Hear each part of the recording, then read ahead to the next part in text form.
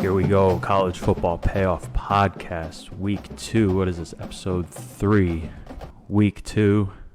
What episode number is it, Dino? I think this is the 40th episode, actually. Lucky number 40? Yes. Beauty. I'm Dan, that's Big Country. We are back again, coming off a pretty good week for both of us, right? 6-2 on the pod. 6-2 on the pod. I was 3-1. I was 2-1. What'd you have? Wait, that's not 6-2.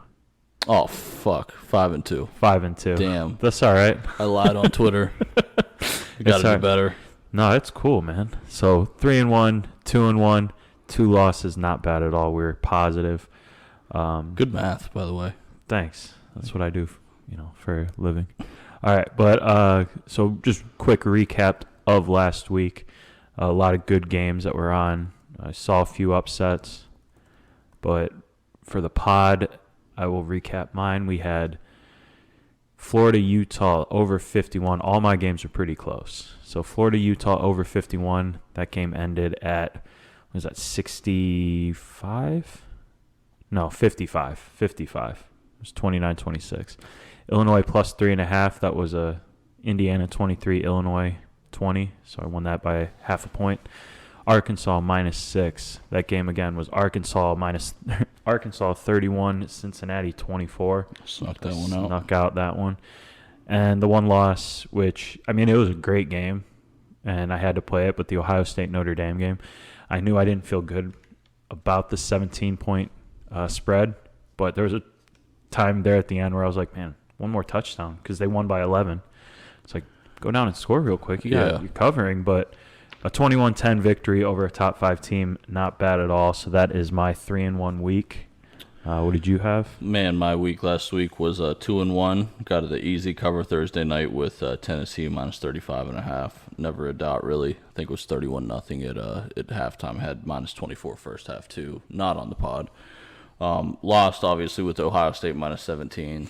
Man, I still think they're 17 points better than that team, but for sure. The defense Notre Dame ran just kind of took out, their lethal passing game, and Smith and Jigma going down also hurt them too. And then my other win was Clemson minus 22, and going forward, I'm gonna go be a lot more cautious when it comes to Clemson. Ugalele Jello. Whatever his name is. TJ Uyong. Man, he's just not the answer. Year 3, he's not the of him actually getting time on the field, just not the answer. I think the other guy will be Klubik. Klubik will be starting mid-season, and then I'll get back on the Clemson train. So if just a word to Dabo Sweeney, if you're listening to this, which I know you're not, if you want to make the playoffs this year, bench DJ. But thank you for the cover. So on the season, 3-2 for me. Yeah, there was good games all weekend. Playing everything off the pod. Like my other games that I didn't put on the pod. You have what was it, 5 straight days with college football starting on Thursday, right? Yeah. Yeah, and the Pitt West Virginia game was phenomenal. I thought that was a great game. As a West Virginia guy, that one was pretty heartbreaking. No, and I was pulling for West Virginia too. But the stadium, that was the loudest I think I've ever heard that stadium. And then all the way through Monday was Clemson. So Sunday night was Florida State, wasn't it? Was that Sunday night? Sunday was Florida State LSU. We were sitting here watching it, and we saw them score that touchdown. I'm like, they're going to miss this extra point. I needed a couple Sunday afternoon games. Yeah. It was a little long of a wait to finally get to that Sunday night game. I think I needed the break on Saturday because that was a long day and then staying up late watching the Buckeyes. But all right, so a little bit more of a traditional week this week for college football. I think we got 2 games maybe on Friday. The rest are Saturday. No Thursday games with the NFL kicking off. Oh, yeah, NFL's kicking off this week. So, again, you're back to football Thursday, Friday, Saturday, Sunday, Monday. But college football is more condensed this week. And we're getting back into our, top 25, top 15 teams getting their cakewalks in if they didn't do so already. Bama got theirs last week. So this week they'll take on Texas. I'm staying away from that. I don't know about Quinn Ewers. I don't like him.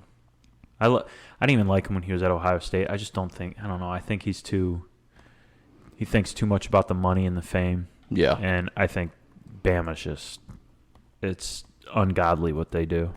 Saban has them wound tight. But let's get into this. How many picks do you have this week? I got 3 locks for the listeners. All right, you got 3. I got 4, so I will start it off. We're going to go with 4 o'clock on Saturday. This is Akron against Michigan State. I love Michigan State this year. I said it last year even. I think that they're getting better and better, and I think this year they're going to be a pretty decent team in the Big Ten. And I hate Akron. Akron is just the spread for this game. This is how much I hate Akron. On a gambling standpoint, I don't have anything bad to say about Akron. Against the Roos? Yeah. Or the Zips? I like the Zips, but this spread is at 34.5, and I'm taking Michigan State minus 34.5. The total's at 56. I want to stay away from that, but this is purely for me. I mean, I do like Michigan State, but this is purely just Akron is so bad. They played were they FCS at St. Francis? St. Francis a week ago, yeah. Are they FCS? St. Francis is, yeah. Yeah, I mean, and they almost lost. They took them into overtime, pulled out a 30-23 victory against an FCS school. Akron's not good to begin with. All their athletics, aside from soccer, have been just horrible. And they were 17-point. This was at home, too, 17-point home favorites. So they're paying that St. Francis team to come play. St. Francis took them to overtime, almost beat them. I mean, their running back, it's a sophomore, so they're a young team. He had 21 carries, 84 yards, scored a few, actually scored the game-winning touchdown. But there was never a point in that game where it just felt like Akron had a real good grasp of what the game of football really is, I guess you could say. They have a junior at quarterback. He's all right. He threw, 22 completions, 37 attempts, 286 yards, couple touchdowns. Ran the ball a handful of times for like 15 yards.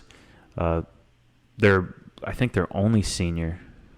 No, they had 2 seniors on the offensive side, and they were the 2 receivers that basically did all the receiving for that team. But I look at Michigan State, and they take on Western Michigan, beat them handedly, covered their 21.5-point spread. Home fans made it look easy. I think East Lansing might be one of the more difficult places to play in the Big Ten. And not just because of the size, but because of how on top of the field everyone is. When you watch those games, you can see, you got the bench, and then the stands are right there. Everything's right on top of you. And I think as a MAC school coming in, it's going to be a lot to handle, hearing Big Ten crowds screaming and yelling at you. It's a 4 o'clock game, so you're giving those fans time to ramp up for this one. I really like Mel Tucker a lot. I think he's the perfect fit for Michigan State. But I don't think any problem here. Akron is 1-8 against the spread in their last 9 games. 0-7-1 in their previous 8 games. 8 week 2 games. Michigan State, they'll come out, they'll do what they need to do. They'll control the clock better than what they did against Western Michigan. But their ground game is going to be too much for Akron to handle. Akron's run defense, as well as their entire defense, is a struggle all year long. So Akron gave up 250 yards a game last year, almost 7 yards a carry. I think this is a cakewalk. I think Michigan State gets out. I think they try to make a statement because they see that in order to make it to the college football playoff, and it's being expanded to 12 teams in a few years, I think this is their chance to kind of prove that they're someone in the Big Ten. So I'll take Michigan State minus 34.5.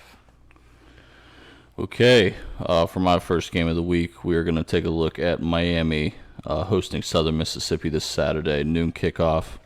Last week, man, Miami put it on Bethune-Cookman and Mario Cristobal's first week as head coach for the Hurricanes, or first game as head coach of the Hurricanes.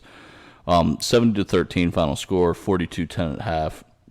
Heisman dark horse Tyler Van Dyke, 13 for 16 with 193 yards and 2 touchdowns. I really love that completion percentage, and I think he'll be able to slice and dice the Southern Mississippi defense.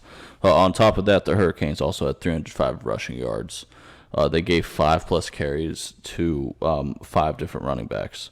So they are pretty much a running back by committee team and have a lot of options when it comes down to that late in the game, opportunity for Southern Mississippi to get a backdoor cover. We still have good talent on the offensive side of the ball from Miami that can keep scoring. And that's also backed up by Miami's backup quarterback, Garcia. In the game last week, he went 7 for 7 for 88 yards, led the Hurricanes on 4 different scoring drives after Van Dyke left the game. And even better on the defensive side of the ball for Miami, they only allowed 93 yards rushing last game. We take a look at Southern Mississippi. They're in a huge letdown spot. They are drained from last week after losing 29-24 in a 4 overtime game to Liberty. Their quarterback, Ty Keys, went 4 for 8 passing, 89 yards. 4? Did you say 4 for 8? 4 for 8, yeah. 89 yards. Yeah. 2 interceptions. Oh, so, God. And Southern Mississippi also had 5 turnovers that game. Seems like the only person on this team is Frank Gore Jr., the son of Frank Gore. Yep. Everybody knows who Frank Gore is. Last week against Liberty, Frank Gore went for 178 yards and 2 touchdowns. That's not going to be able to happen this week. Miami's going to be able to beat up Southern Mississippi in the trenches on offense and defense. Frank Gore's not going to be able to run for 100+ yards in this game, and they're going to have to force Keys to throw. And considering he threw 4 completions and 2 picks last week, I think this is going to be a pretty easy cover for Miami. I like this all the way up to 4 touchdowns. Right now it's at minus 24.5. I expect this to climb and get it while you can, but lock it in now. Miami minus 24.5. Beauty. Man, 4 for 8, and then half your completions. So we're to the other team. That's pretty bad. Yeah. Jeez, that's rough. All right. So you talked about Miami. I'll talk about the other Florida team. Not Florida State, but the team that probably made one of the bigger impacts in week 1, and that's the Florida Gators. They're taking on Kentucky. This is 7 o'clock at the Swamp, I believe. Yeah. 7 o'clock Saturday in Florida at the Swamp. Both teams are 1-1. A little SEC showdown. But I think the big story here, and it's going to be talking about Florida. Billy Napier starts off his era as a Gators head coach pretty high. Upset win, which I don't think it was, the rankings say it was upset because Utah was 7, but I think Utah was ranked 7. They were ranked that high because of how they played last year. Florida, I think, should have been ranked, but that all changed this week. Utah went into Florida. Florida upset them 29-26. The crowd was electric. It felt like those days when Urban Meyer were there, Tim Tebow, It felt like Florida football was back, but the upset win, Florida actually went from unranked to number 12.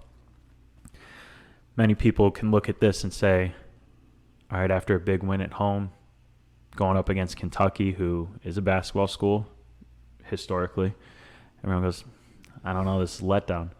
But Florida has, after week 1, probably the Heisman candidate that I will be watching all year to see what he does, because this dude is an athlete. Anthony Richardson, sophomore quarterback. He made a few plays, and I actually was listening to not just gambling podcasts, but just random football talk, reading articles and whatnot, and just about everyone was saying Anthony Richardson is one of the most athletic players they have ever seen, whether it be football, basketball, baseball, any sport. They said this dude is a freak athlete. And he had one play where I think he had 2 Utah guys running in. They ran into each other. He spun out of it, bought time as a 2-point conversion, threw it to the back of the end zone wide open. But the fact that he just made that play, and it looked like Terrell Pryor. Like Pryor was the guy who he would glide everywhere. It didn't look like he was doing anything. That's what Richardson looked like. And, I mean, he started off the season. He rushed for 3 touchdowns, go-ahead score. He had 106 yards rushing on 11 carries. 17 for 24. Yeah, 168, but he kept them off balance. And of those 17 receptions, 7 different receivers caught the ball. Their running back, Montrell Johnson, 76 yards, 12 carries. Freshman Trevor Etienne, you know the Etienne name, 64 yards on just 5 carries. Florida was averaging 7.6 yards per carry, but it was all shadowed by Richardson's play. Yeah. He's special. I'm really excited. Defense stepped up when they had to. I mean, they still gave up a good chunk of yards, but I'm all right with the defense. I think this game right here, Florida's easily going to cover it. It's Florida 5-point favorites, and I wouldn't be surprised. I think I said it in our Week 0 podcast, or maybe we were just talking about it around the office, that I think Florida could have a shot at being that at-large SEC team. Obviously, Bama's going to, unless Bama, every player on their team gets injured, I think Florida could be that kind of dark horse. They have a good path, and Anthony Richardson with both his arms and his legs, he's actually going to be a potential first-round pick. We talked about that last week. Kentucky, they got Bob Stoops, but I think they're a little inexperienced. Stoops brings in a nice. What's that? Mark Stoops. Mark's. What did I say? Bob. Did I? Yeah. Oh, Jesus. Mark Stoops. Sorry. I think they're still getting their feet underneath them. Like I said, Kentucky feels like basketball, but they are starting to warm up to the football aspect of the ball. If they can keep them under 20, they're effective, but I don't think Richardson. I think Richardson himself can probably score 21 points. When those games go over 20, Stoops' record's 19-40, and Richardson is he's ungodly here. I really like the way the Florida offense was playing with the ball, and in the swamp, it's just a different beast. So I'm going to take Florida -5 against Kentucky. Okay. I was really glad to see Billy Napier win his debut at Florida. Yeah, really liked him as a coach, former Saban assistant. Yeah, and I really didn't want to see Utah. I was excited for Utah because you don't really hear them, and that takes me back to like when Boise State was someone. Yeah. Those Cinderellas, but I think it's kind of like tipping the scales back to balance. Like, all right, Utah, go back out west and let real football be played out here. All right, speaking of Saban assistants, we're going to go check on the game where Saban is playing his former assistant, Steve Sarkisian. Alabama's going to be visiting Texas this weekend, and probably, I would say, one of the biggest marquee matchups of the weekend. And I have a pick for you for that game. So last week, we all know Alabama just routed Utah State 55-0. Really nothing surprising there. Heisman winner Bryce Young, 5 passing touchdowns, 1 rushing touchdown, also 100 rushing yards. I saw this comparison that he was out there playing like Steph Curry would. He's like the Steph Curry of college football, and it actually made a lot of sense. I usually hate comparisons like that, but Bryce Young was wheeling and dealing, as I expect him to do for the whole year. Georgia Tech transfer Jahmyr Gibbs ran for 93 yards. He ran one for 58 yards. That was his longest run of the day. They had 3 wide receivers with 5+ catches, and the defense only allowed 136 yards from Utah State last week and only let them get 7 first downs the whole game. On the other side of the field, Saban knows who Steve Sarkisian is. He was his former offensive coordinator. They won a national championship together.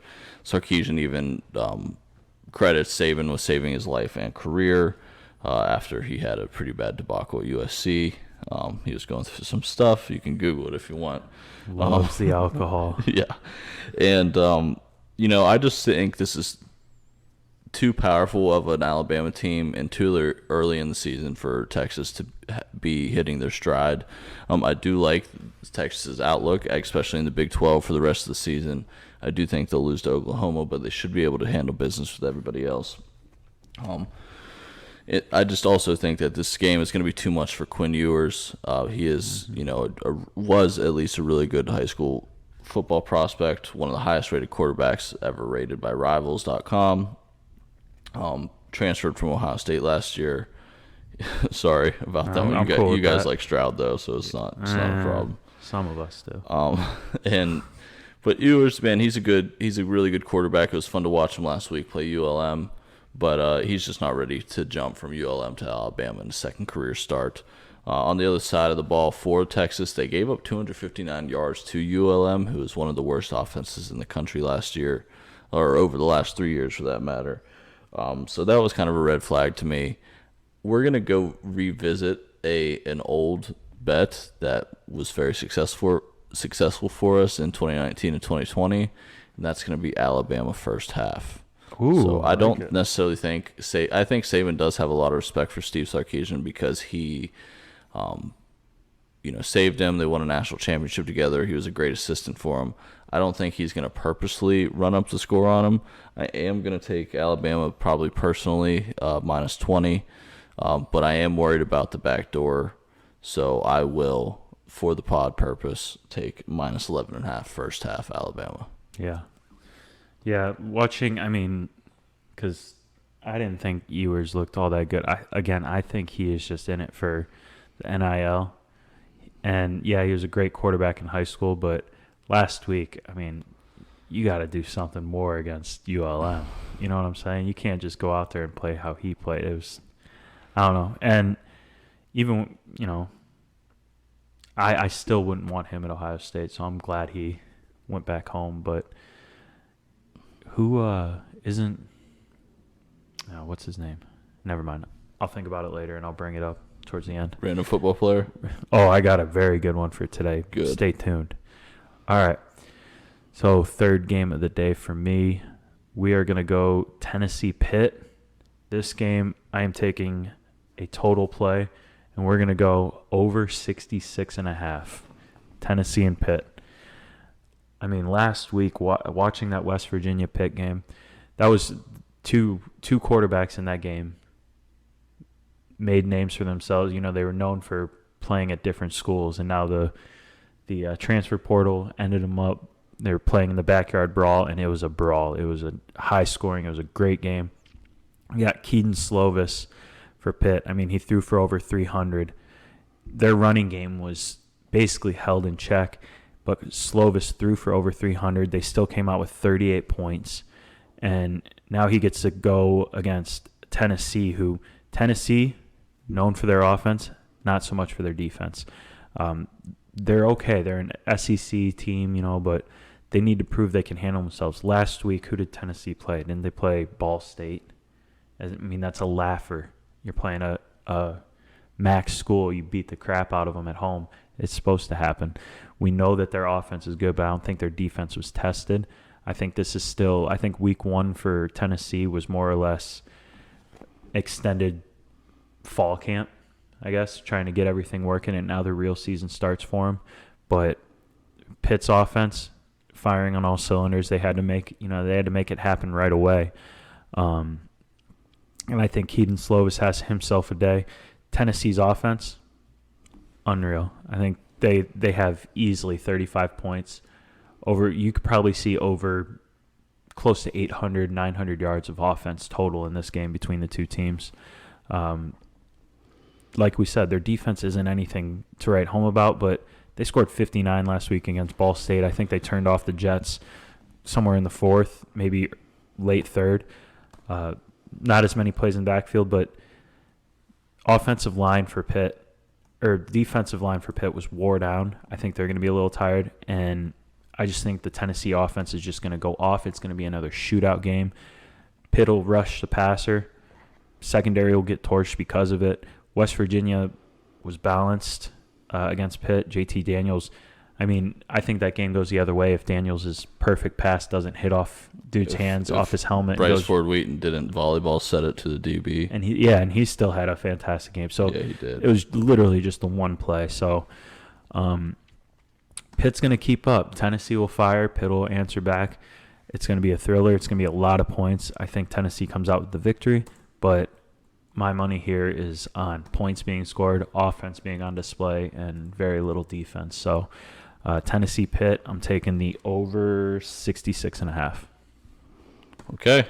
Yeah, I think that's a pretty good pick. I'm just not sure what to make of those two teams yet.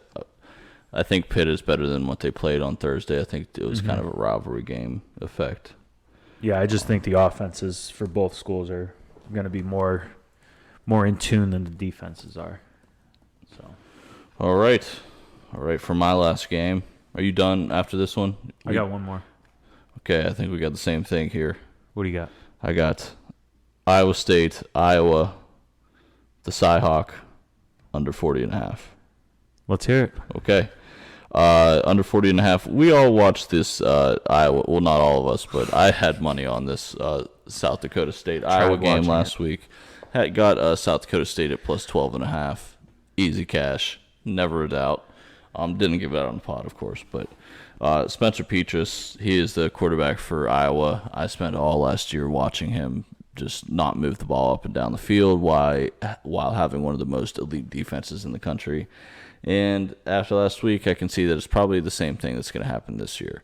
Iowa has an elite defense. They have a bottom 15 offense in the country. That is really hard to achieve, actually. Iowa's defense held SDSU last week to 120 total yards and only won 7-3. And 4 of those points were 2 safeties. It's the first time that a score had 7 involved in it, and there was no touchdown scored. Yeah. So the defense scored twice and outscored their offense by 1 point. Yep. It would have been way cooler if that final score was 5-3. They also held the Jackrabbits of South Dakota. I don't know why I'm saying SDSU. South Dakota State University. I think it is so SDSU still. Yeah. But to only 6 first downs. So while we know Petras went 11 for 25, 109 yards, and 1 interception against an FCS school, actually a very good FCS school. Yeah, and they're usually a very good offensive FCS school. So we know I just feel like their defense was tested enough, but I mean, just unacceptable performance from the offense yet again for Iowa. And when you look to the other side of the ball, Iowa State lost Brock Purdy and Breece Hall to the NFL draft this year. So they're losing most of the production they had from last year, and this is kind of known throughout the Big 12 that this is a rebuilding year for Matt Campbell and the Cyclones. Xavier Hutchinson last week for Iowa State against their FC opponent did score 3 touchdowns, caught 3 touchdowns at wide receiver. Looked like he couldn't be stopped, but that's just not going to be the case this week against Iowa. This total is 40.5. This game did go over 40.5 last year, but it was the only time since 2018 that it has. I'm pretty confident that Iowa will be able to stop Iowa State, and I'm pretty confident that Iowa won't score too many points. I like this under 40.5. I like it too. Okay. I'm right there with you. We got to come up with a slang word for like when we agree on something. Everyone out there, try to help us figure out what we can call our agreement picks, because it doesn't happen a lot, but we're gonna see pick treaty. We could do that. Maybe we'll think of something and put it out to a vote. But Iowa State under 40.5. I mean, for me, last week I threw on, I think it was the Michigan game, and then just kind of watched football all day, and I kept looking back because I wanted to watch Iowa. It's Big Ten football. Every so often I turn it back, and it was just a snooze fest. But that's Big Ten football. That's Iowa football. That's not even Big Ten football. That is Iowa football. This game kind of reminds me of, those old pictures where guys are wearing the leather helmets and, the game ends 6-0 or whatever it is. Iowa's defense is just elite. They're going to be playing at home. I think it's more of the same. Their offense is pretty bad. Iowa State, just like you said, they lost a lot. So I'm with you. I think this is a low-scoring game. I think the total might even be single digits for both teams. If I had to think of a score, 9-6 or something like that. I don't think Iowa can score a touchdown. I really don't think they can score touchdowns. But I like it. So we're both on that game. Is that it? Is that all you got? That's all I have. I just have my 3 locks. All right. Well, I'll run through mine real quick. You can run through yours, and then we'll close this out. So, building off, I am 4-2 overall. I got 4 for you this week. Michigan State minus 34.5 against Akron. Florida minus 5. Tennessee Pitt over 66.5. And the Iowa State-Iowa game under 40.5. That is with Big Country. What do you got? I have, like Dan said, Iowa State under 40.5. Alabama first half minus 11.5. And Miami minus 24.5. Beauty. 3-2 on the season. Looking to be 6-2 by the time we're talking next week. Yeah, I mean, we're rolling right now. It feels good. And then NFL's coming up, so I got a lot of money to be made. So, all right. Is there anything else you want to tell them? Hit them with the socials. Let us know where they can find us. No? Oh, my bad. I was trying to set this Survivor League up. Ooh. You can find me at Big Country Bets on Twitter. You can find Dan at DPosk13. That is DPosk13. You can find us, the pod, on Twitter. Support us. Tweet at us at CFP_pod. And if you search college football payoff, yes, payoff, not playoff. If you search college football payoff on any podcast streaming service, you'll be able to find us. Make sure you share with your friends. Like, subscribe, rate, review. All that good stuff that'll help us out. You said it all. I don't have to add anything to that. We'll sign it off. I'll give you the random college player, Terry Baker, quarterback for Oregon State. First overall pick in 1963. Won the 62 Heisman.